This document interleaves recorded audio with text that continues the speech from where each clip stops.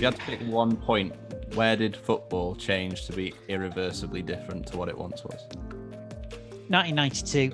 I mean, I think 1992 is the year. You've got to keep in mind, particularly in European football terms, and I apologise to anybody who's not from Europe who's here today, but as we all know, I mean, it's an inconvenient truth for lots of reasons that European football dominates.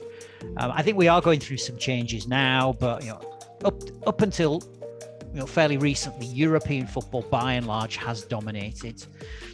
And so 1992, Premier League and the Champions League, both starting the same season, but then very, very quickly after that, 1995, the Bosman ruling and the freedom of movement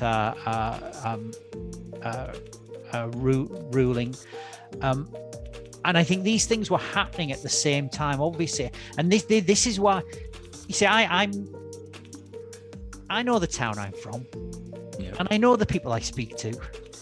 And George, you know what it's like because you come from a similar town, and most of the people that I speak to in my town, even my friends from school, years and years ago, we've been friends for years, and when they speak to me, they look at me as if to say, "This man's mad."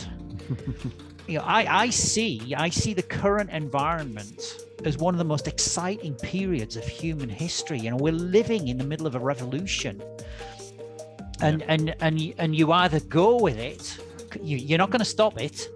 You're not going to stop it. You either go with it or you go crazy. And I've made a personal choice to go with it, but a lot of the people in my hometown have chosen to resist.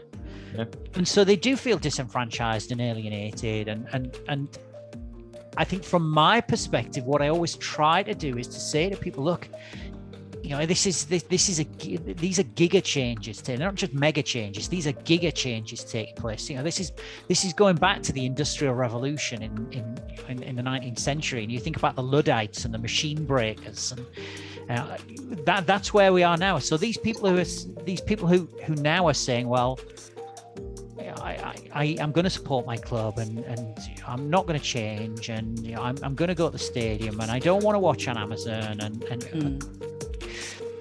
they're resisting something that in the end it will just engulf everybody.